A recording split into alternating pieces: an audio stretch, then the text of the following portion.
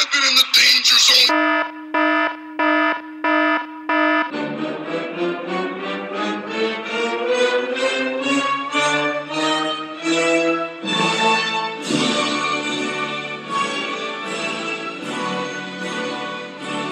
Hello, you beautiful bastards, and welcome to the 5th ever Danger Zone podcast. I am your host, Daniel Kelly, and I'm here with the minions, Mr. Ryan Palmer. Hello. And the leader of the Himp Nation, Himpy himself. Hello.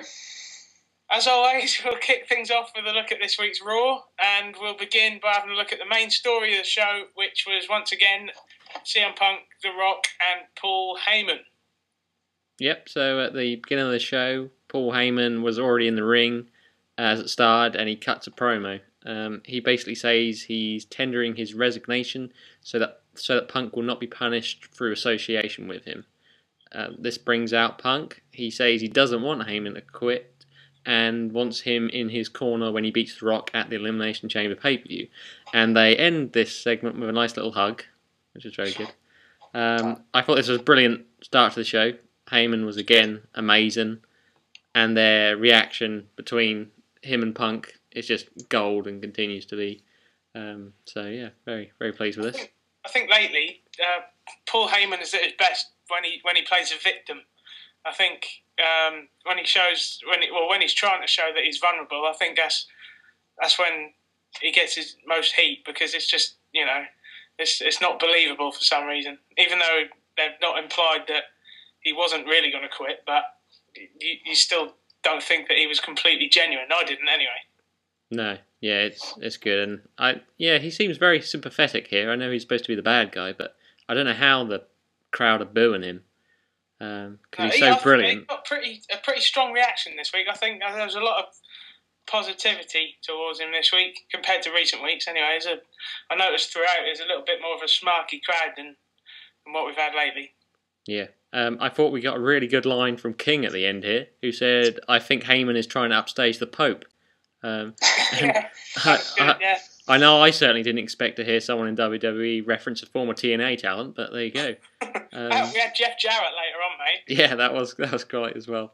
Right, moving on to if you want the second half of this week's angle between these two, or three with The Rock, we've got Rock coming out for a promo, which I thought was a very entertaining promo, but it didn't really do its job, which was for the go-home show of a pay-per-view. I don't think it did its job at all.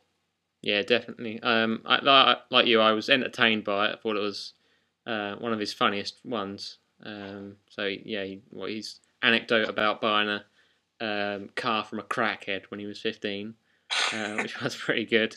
But yeah, it didn't seem relevant to anything really, so it was a bit... You know, but fair enough, it was entertaining, so there you go. I don't think anyone else on the roster would have been able to get away with that content, to be honest. No. I suppose it's kind of what Cena tried to do, and just kind of... Yeah. A few weeks back and try and just be entertaining, but Rock had a lot more success, really, because this was good. It was funny, yeah. But I think...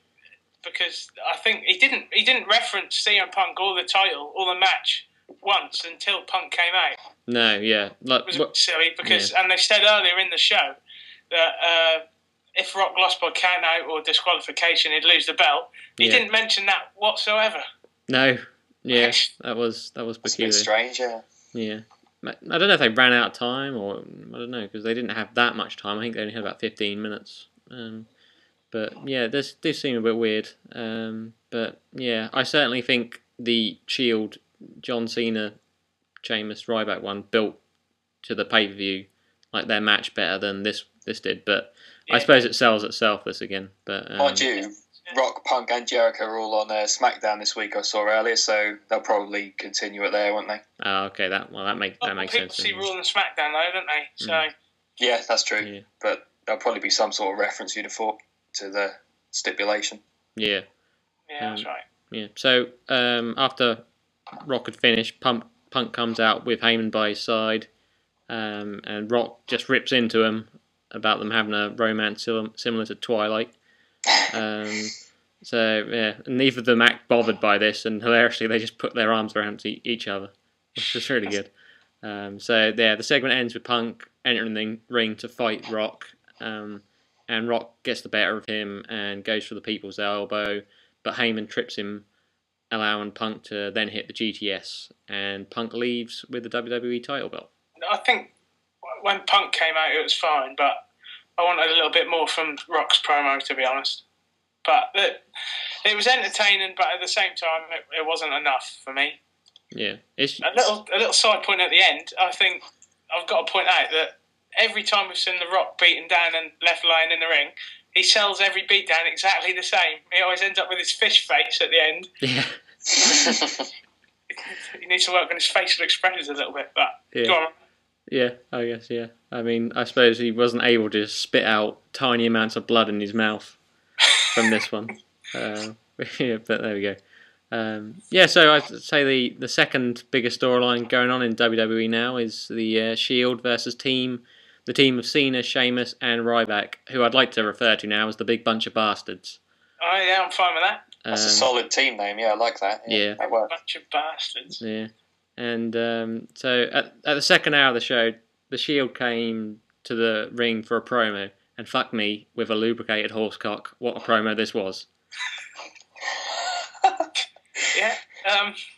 Yeah, it was brilliant. I thought it was brilliant that I know we love Dean Ambrose on this show, but you can see why now. I think he really shone through in his time on the mic because he kept to the story of the match and he wasn't too out there, but at the same time, he more than hinted at his batshit crazy psycho sort of side of him. Yeah, definitely. This is what I've wanted to see from him for ages, and I'm glad they're allowing him to do this now. He was godlike, I thought, here. It's just intense, isn't it? He's in your face. Yeah. You believe every word he says. His mannerisms, just everything, the way he delivers the promo and that, it's just, it's incredible. But the other two guys... I actually feel scared watching him. I don't know what to do. And I suppose that's exactly what you want. Yeah. But I thought each of the other guys were really good as well. Especially Rollins really brought something. I thought he was quite impressive. I know he's capable on the mic, if unspectacular, but I thought he did really well here. What was his line about Cena when he said, "You fail every morning when you wake up and exist"? Yeah. Well, that's superb. Yeah. I mean, you can kind of see their characters come through. Like with Reigns, he seems to be the more... I think he should be kept that doesn't say much and is more He's a guy that screams, "Shield!" every week. Yeah, so, I mean, I think, the characters are starting to come a little bit through a bit more now, which is really good. So, that can't speak high enough about that promo. That was extremely well done by everyone. So the Shield tried to call out the Big Bunch of Bastards, and it looked like they were not coming, unlike me, as I was still coming at this point after Ambrose's promo. But the lights went out, and the Bastards did turn up, and they all fought. And after and the Bastards then ran the Shield off. All things considered, I thought it was excellent stuff. I think with having the Shield come off on the losing end of the interactions 2 weeks running, I think that gives me a little bit of hope that they might win at the pay-per-view somehow.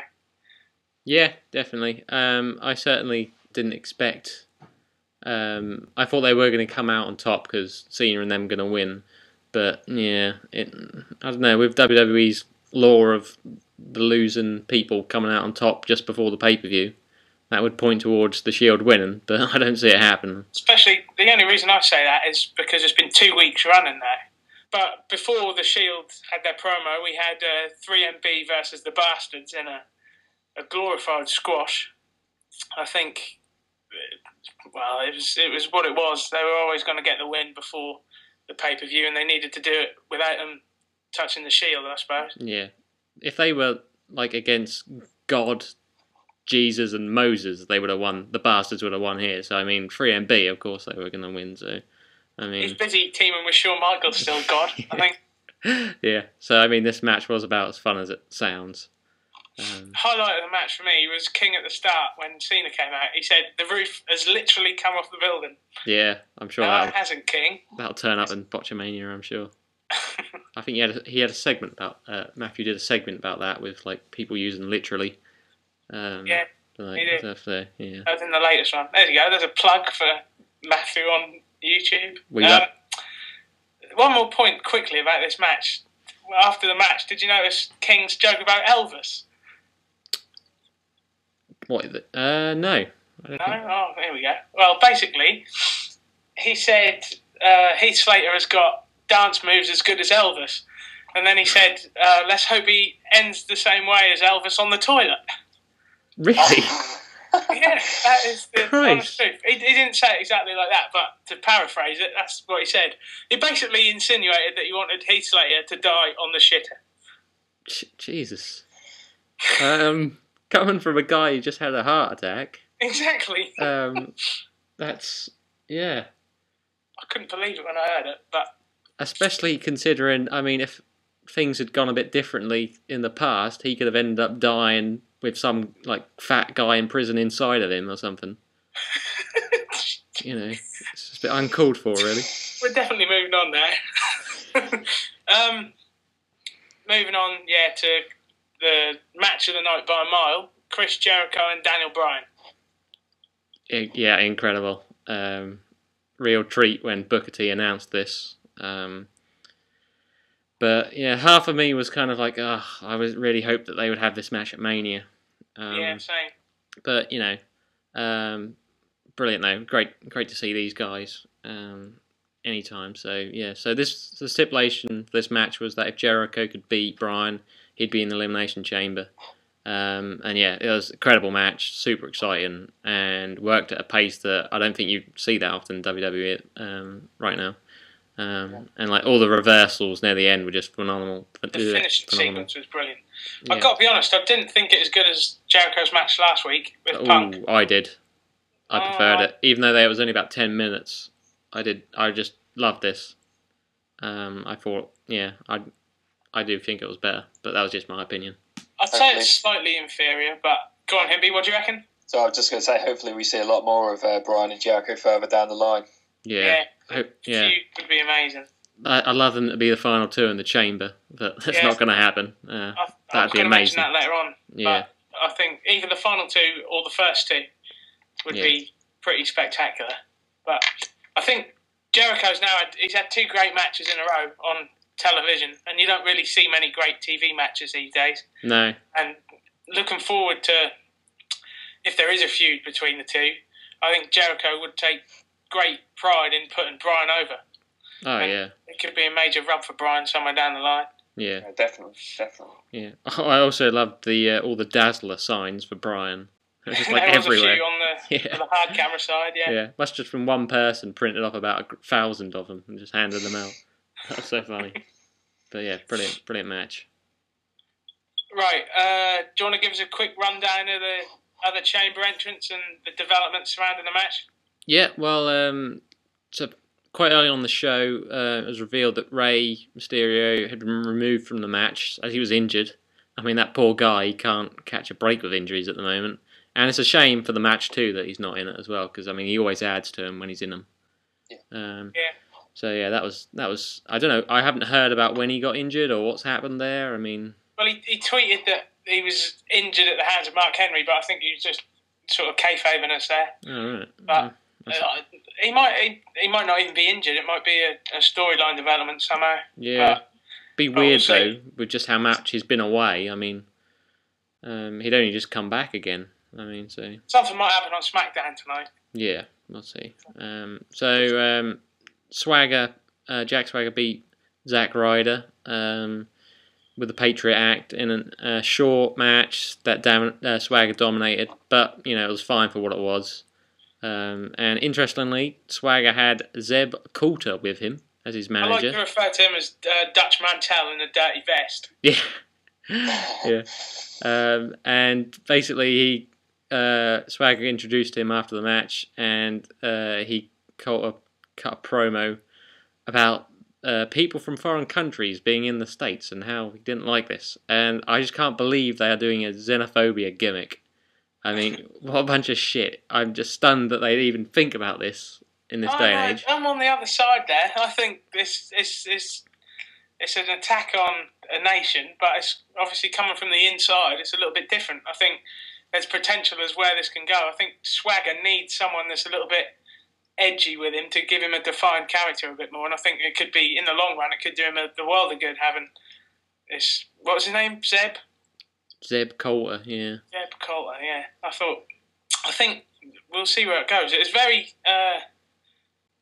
it was near the knuckle, I would say, where the promo was going, because it was touching on a little bit of racism, probably. Oh God, it was completely racist.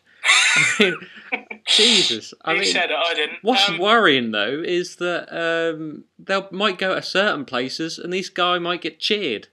I mean, Yeah. Jesus. I mean, it's just, I can't believe they've gone there. I mean, that is just such bad taste. And I know people, oh, we want attitude. This isn't attitude. It's just offensive, really. I mean, I'm enjoying this. We've disagreed twice, Ryan. What is going on? I know, but I thought it was good. I thought it was stupid. In this character, it's just so old. Let's hammer home how bad these people are, and it's like, I don't care who you are. You don't really want to label one of your characters as racist, really. I mean, just seems I think weird. they might be heading for a program with Del Rio down the line.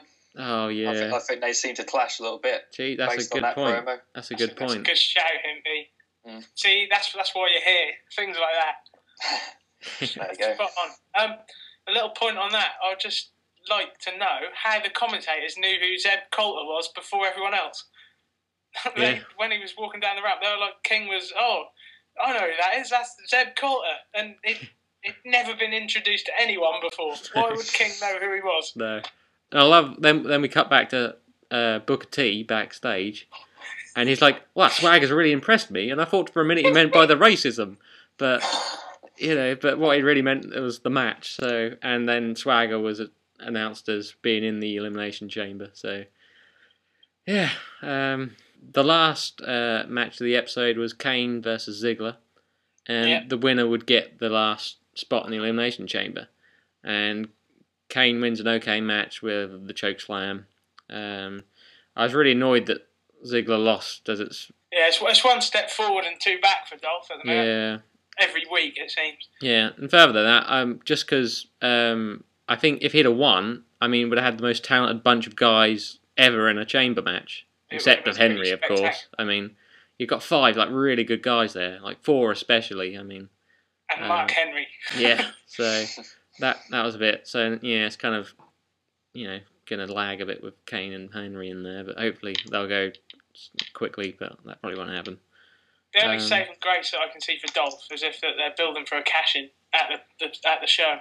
Yeah, possibly. Then you could argue, is this any way to set him up for a cash-in? Yeah, well, that doesn't stop him, does it? No, that's how it's happened in the past, hasn't it? Yeah. So now it stands with that, the number 1 contendership for the World Championship. It's Bryan versus Orton versus Jericho versus Swagger versus Kane versus Henry. Ken Henry? Yeah, cheers. So yeah, well, hopefully it should be a good match again. I think it's one that could possibly steal the show. I'm looking forward to that more than the Rock Punk match, but we'll go Yeah, me too, yeah. So then, Ryan, do you want to take us through the other matches? So we had Mark Henry, and he beat the Great Khali with the World's Strongest Slam, and that was as short and shit as you can get. So we'll move on. The Big Show Del Rio feud continued. Show is furious because on last week's SmackDown, Del Rio nicked his tyres from his bus and then dumped orange paint on him. There's the Mexican racism for this week. Yeah, but that was quite funny, just for Big Show crying when he was covered in paint. Big Show's reaction when he got covered, it was brilliant. I tell you, every segment between these two has been brilliant. Yeah. I didn't think tonight it was as good, and I don't know, Del Rio seems to have... I've lost a bit of interest in him. I only started liking him at the Royal Rumble, so it hasn't lasted long. So Big Show comes out to be interviewed by Matt Striker, but he just punches him in the face. And then he tries to cut a promo, but is too angry to speak, so leaves. Then later on in the show, Del Rio beats Sandow extremely quickly with a cross arm breaker.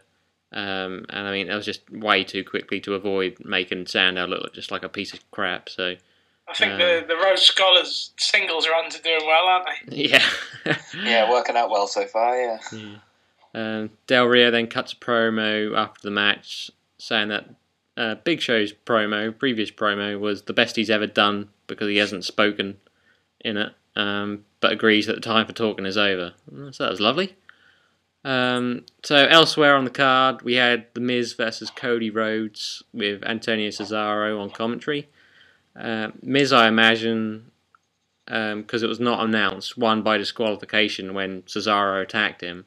This was brilliant though, as Cesaro giant swings Miz in at the ringside barricade 7 times without letting him go. An amazing spot.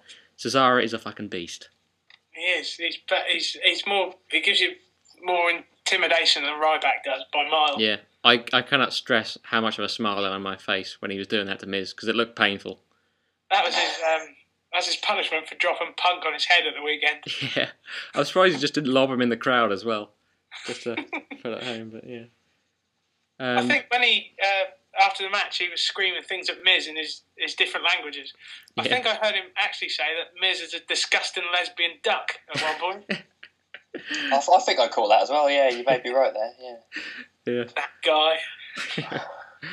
guy. So also we had Brodus Clay and Tensai beat Primo and Epico in basically a comedy match, and of course Brodus Clay and Tensai have a little dance afterwards. Do you reckon when they do the shoveling, they're digging a hole for Tensai's career? Yeah. Or maybe King, he is quite near him. So lastly, we had Wade Barrett versus Kofi Kingston. I tell you what, hang on, I'm just going to butt in here. I think that match was just slightly above average. Yeah, I'd go with that. Definitely. So Barrett beat Kofi, even though Bo Dallas attacked Barrett before the match started backstage, which I was slightly surprised about. It makes Kofi look like a piece of shit as well, but yeah, okay. I mean, he's had so many chances. I mean, he's going to get some squashes now and again just for, I don't know, not being able to connect, it seems, to a significant degree. Kofi's role is either tag team or jobber. Yeah. Which is the sad reality of it, because I think he's a little bit better than that. Yeah, not bad. Yeah. I really like the finish of this match, where it's clever. Yeah, Barrett traps Kofi under the ring apron and hits him with the bullhammer elbow. It was very nicely done, and I haven't seen the ring apron used quite like this before. So to actually hit his move while his head is under the apron, while he's still in the ring, was pretty cool. I like that. It was good. I agree. I think with Barrett now using the bull hammer as just a normal elbow strike, I think that speaks to how close Cassius Ohno now, used to be known as Chris Hero, is to getting on the main roster. That Barrett is now using his finisher. So I don't see him getting there anytime soon, unfortunately. No, that's a good point, actually. I never thought of that. Yeah. Right then, I think that'll do us for Raw. Overall, I would say it's a fairly solid show. I would say one really good match, a few interesting developments elsewhere. But to get a higher rating, I really did want more from The Rock. I've gone for a 6 out of 10. Oh, bloody hell. I've gone for an 8. Oh, wow. Yeah. Positive Ryan, we'll call it. I'm shocked. I was ready to tear this Raw apart after watching the brilliance that was New Japan a few days ago, their pay-per-view. Everyone should go watch that at ustream.co.com. After you've watched it, you can head on to the Danger Zone website and read your review later on in the week. I will have a review up soon, yes, and it's brilliant. And do anything you can to see it. I mean, I will have a review up this week, and it's brilliant. Not the review. Well, it is, but the review is brilliant. Let's not beat around the bush here. It's pretty damn good. The pay-per-view is amazing. Anyway, I thought it was probably as good as you can get for a 3-hour Raw, to be honest. I mean, I liked the last segment. They didn't overdo it, and I know we said that Rock didn't really sell it, but I liked it. It was something different. Had the brilliant Shield promo. We had as good a match as you're going to get on TV with Jericho and Bryan, and everything else was kind of solid. I thought it was only let down by the filler.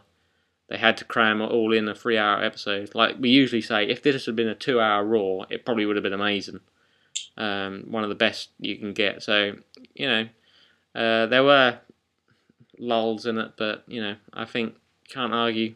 I think it's the best episode we've seen since we've been reviewing this, so on the podcast. So, yeah, I would probably agree with that. I think so far we've given 4 6s and a 5, I think I've given. So, and I would say it's the best of the 6s that I've given. So, yeah, I would give, if we were just doing it segment by segment, Zeb Hitler would get a 10 by miles for me. What do you reckon, Himpy? I'm going to sit nicely on the fence and say in between 7. Oh, you're nice, aren't you, really? You don't want to upset the apple cart, do you? I would hate to upset the apple cart there. Yeah, right, this week, because we've got the Elimination Chamber coming up on Sunday, we're going to give you a nice little preview of what's going on. We're going to give you some match predictions and what we'd like to see happen during the matches. We'll begin with the WWE title match between CM Punk and The Rock. What do you reckon, Ryan? Well, can't see anything but The Rock winning here, and then moving on to face Cena at Mania. And then, if the rumours are true, Punk looks like he's possibly going to face The Undertaker, which seems a bit weird, but oh well. Just doesn't seem right to me. It doesn't seem like they're building to Rock Cena and Punk Taker. No. I don't know why. It doesn't feel right to me. I think if that's not going to happen, I think the Chamber is the last chance to change it. Oh yeah. So we'll see what happens somewhere. I agree. I'm going for Rock by, well, it's obvious really. Yeah. I think it'll be a better match than the Rumble. Yeah, hopefully, yeah. Who do you think, Himpy?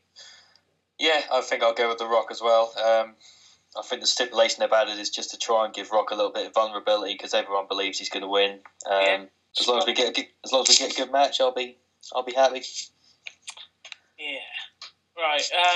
The match that we're going to talk about next is the one that I'm most looking forward to on the card, and that's a 6-man tag between the Shield and what were they called? The Bastards, something? The Big Bunch of Bastards. There you go, the Big Bunch of Bastards. What do you reckon, Ryan? As much as I hope they don't, I'm pretty sure the Bastards are winning this. Half of me, even less than half of me has got an inkling that, please let the Shield win. Maybe they will, just because it's the right thing to do, but Cena's mega push to, I don't know, the best man on the world will continue, and he'll probably win this, so, yeah. As I said earlier, I think if the Shield win, I'll be very surprised, but yeah. The only little hope that I've got for them is that they've come out on the wrong end of the involvement with the other team 2 weeks running now. So we'll see what happens. But to be honest, I think they'll view it as if Cena needs some momentum for The Rock at WrestleMania. Yeah. And it's stupidly going to come from the Shield. Because he could get the momentum from anywhere. He doesn't need to beat the new, it doesn't do anyone any favours. Cena doesn't really even need momentum. I mean, he's obviously the top guy. He does in WWE land, though, doesn't he? Yeah. They are going to book him to look strong before he goes and faces The Rock. Yeah. This is his year, apparently, isn't it? Isn't that what's been there? Exactly. What do you reckon, Himpy? Yeah, I'd probably echo those thoughts again. I'd like the Shield to win, but for the Shield to win, Cena's got to be beaten, and I don't see that happening. So, there you go. It's not been announced officially yet that it's in the Chamber, has it? No, that's... Ryback tweeted about it. Yeah. And then they've never mentioned it on Raw, so... And since I'm led to believe that he's tweeted again and referenced it not being in the Chamber. So. Ah, right. I mean, it is Ryback. I mean, he's fucking stupid, yeah. Yeah. Like we keep saying, he can barely speak, so typing's going to be a problem for him. Presses the keys with his head or something. Yeah. He tries to eat it to tweet. Feed me, escape. Anyway, SmackDown Chamber. That's the match I'm looking forward to. Maybe joint first, probably second on the card. I think it has the most interest at the moment, kind of for me, because... It's the most open, I think. Exactly. There's no clear, he's definitely going to win. Although I kind of have a good idea who I think is going to win. Go on then, who's that? Orton. I think. Oh, really? Yeah, I think he's going to do it and possibly even turn heel in the lead up to WrestleMania to go against Del Rio. I think that is what they'll probably do. I don't know, maybe, I hope... I'm scared that it might be Henry, which would ruin my life. I've gone for Mark Henry, I have. Yeah. I think I've got a feeling he's going to win the Chamber and he'll have a last hurrah at WrestleMania before he retires. Oh, God, I hope not. There's been a lot of talk of him retiring after this WrestleMania. There was a lot of talk of him retiring after last WrestleMania. Yeah, I mean, at least with Orton Del Rio, it's probably going to be a good match at Mania if it happens. Henry Del Rio, I don't have any hopes for. But whatever the match is, it'll be on first. Oh, yeah. It's not going to have much consequence in the big scheme of things with the card. I've gone for Mark Henry, but the only other option that I could see happening other than Orton, after what you've just said, is Chris Jericho. Because if Jericho wins, I can see them... and this would all depend on if Dolph cashes in, like I talked about earlier. And if Dolph cashes in and Jericho wins a Chamber, we could possibly see a Dolph and Jericho feud or a match at WrestleMania, which it looked as if a couple of weeks ago that they were building to. But that's a real outside chance for me. I think I'm going with Henry. What do you reckon, Himpy? Yeah, I've been trying to think who would be the best fit for Del Rio, but not taking into account any potential turns. Yeah, it's really hard. It's a really hard choice. See, that's why we said it's one of the best matches on the card, because it's exactly. Yeah. So judging by that, you just said that you're thinking of an opponent for Del Rio. I'm guessing for the World Heavyweight title that Himpy's going for Del Rio. Yeah, Del Rio all the way for me in that one. Big Show's final chance, obviously, but I can't see anyone but Del Rio holding that going into Mania. So I'll be sad to see the Big Show Del Rio feud end, though. I think it's been the highlight of WWE programming so far this year for me, as you all know, because I tend to gush about it every week. I think, yeah, Del Rio all the way. I think, unless that is, of course, if Dolph cashes in, but we'll see about that. But for the actual match, I'm going for Del Rio. Yeah, I haven't got anything else to add. Just Del Rio. Can't see Big Show winning. What I do think is interesting is Ziggler's involvement, like we touched on. Because, I mean, it could throw matches in different ways completely. I mean, will he cash in at the Elimination Chamber? Would he up till Mania? I imagine the only time he would cash in before Mania would be at Elimination Chamber. So, does he? And that sets... I think on the other, say, the SmackDown brand, I think Dolph Ziggler holds the key to where they're going into Mania. Yeah. He could potentially change the structure of 2 or 3 matches from the SmackDown side of things at WrestleMania. Yeah. Depending on whether he cashes in or not. Yeah. What I think is going to happen is they're going to probably have Ziggler, Jericho in a normal match at Mania, which I'd be pleased about. Very pleased about. And I think then Alberto Del Rio will come out of Mania as the champion still. And then in the maybe weeks or months, or not too many months, because it's not valid for that many more months. It goes through to July, doesn't it? From when the briefcase was won, I think. Yeah. So then I think Ziggler will eventually cash in sometime after Mania. Possibly Raw the next night, because we do tend to get a big happening on the Raw after Mania. Yeah, that'd be good. Could be the thing this year. Yeah, hope so. Well, we'll see anyway. It's nice that we've got some questions we can't really answer. Yeah, that's why we watch wrestling, I suppose. Yep. That and the dancing. Yeah, and the racist managers. Yeah, the racism, the bullying, xenophobia. Love it. Now, I can't think of a better note to end this podcast on, to be honest, this week. Thank you for listening again, all 5 of you. We really appreciate your support. As usual, remember to check out the website, which you should know by now, but it's thedangerzonepodcast.com. You can find some new columns from myself and Ryan, including a look at WWE's next top signing and the first instalment of my WrestleMania review series, which will be updated sometime this week. I've just got to make myself watch WrestleMania 2, which is harder than it sounds. You can follow us on Twitter at DZ Podcast. You can find us on Facebook and YouTube by searching for the Danger Zone Podcast. When you've done all that, you can send us your thoughts and predictions for the Chamber. We'd like to hear from you through any of the platforms that I've just listed. And all that's left to say is have a good week, enjoy the pay-per-view, and until next week, you've been in the Danger Zone. I've been in the danger zone.